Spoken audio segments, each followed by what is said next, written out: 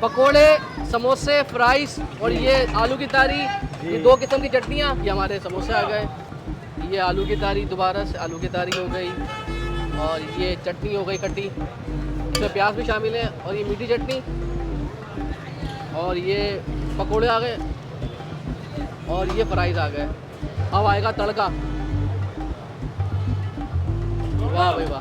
पकोड़ों का और समोसों का जो है वो मिक्सचर होता है, बीच में चने वगैरह डालते हैं, चटनी वगैरह डालते हैं, तो उससे जो है वो काफ़ी जो है वो इसका टेस्ट जो है वो दोबारा हो जाता है। अच्छा भाई, तो पीछे इसाक बन कबाब है और इसके बिल्कुल उल्टा हाथ पे आपको नज़र आ रहा होगा झटपट चाट।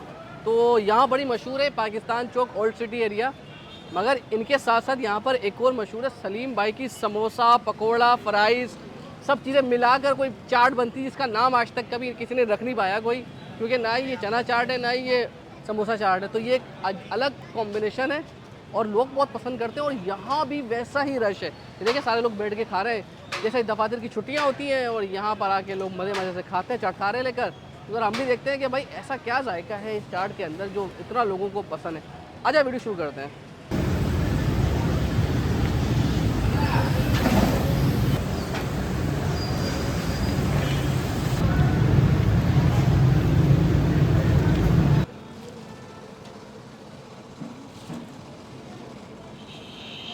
ये देखें, ये एक के बाद एक प्लेट बनती रहती, कोई सादा भी ले सकता है और ये सारी चीज़ें। अभी देखें इसके अंदर पकोड़े भी आएंगे, ये फ्राइज़ आ गई, इसके बाद समोसे आ गए और ये आ गया आखिर में मसाला।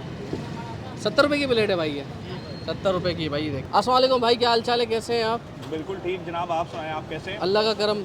तो भाई ये क्या है, इसे क्या कहते हो? चाट कहते हो, कोई पकोड़ा बस चाट ये है वो सब? आप समझ लें पकोड़ों का और समोसों का जो है वो मिक्सचर होता है, बीच में चने वगैरह डालते हैं, चटनी वगैरह डालते हैं, तो उससे जो है वो काफ़ी जो है वो इसका टेस्ट जो है वो दोबारा हो जाता है।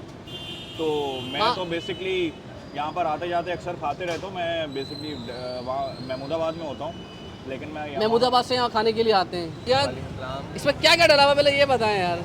भाई इसमें वो तरकारी डली हुई है, तरकारी है और आलू की यानी समोसों की चाट में समोसे की चाट है, पकोड़े भी हैं इसके अंदर, चटनियाँ भी हैं, आलू की तरकारी भी है, चिप्स भी है। तो ये क्या कॉम्बिनेशन है? कभी खाया है ऐसा? कहीं और मिलता है वैसे ही है? नहीं, कहीं और तो नहीं मिलता। भाई के पास ही आते हैं हम बड़े शौक से। कब से आ रहे हैं यहाँ पर?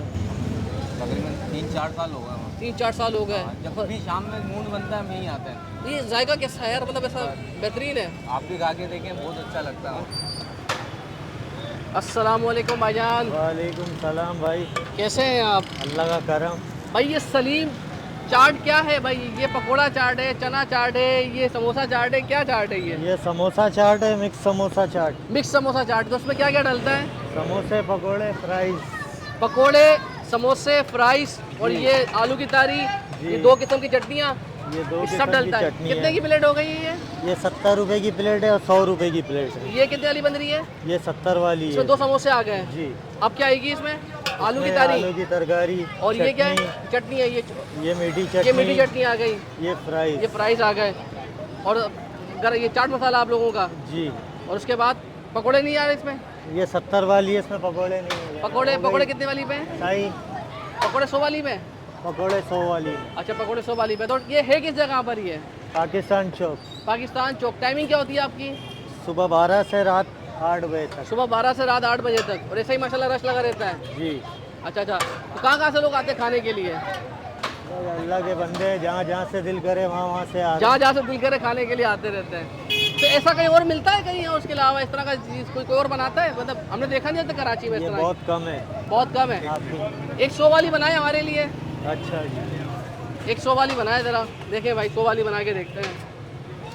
पेट तो आराम से बढ़ जाता होगा उससे? जी, एक बंदे का फुल है पेट।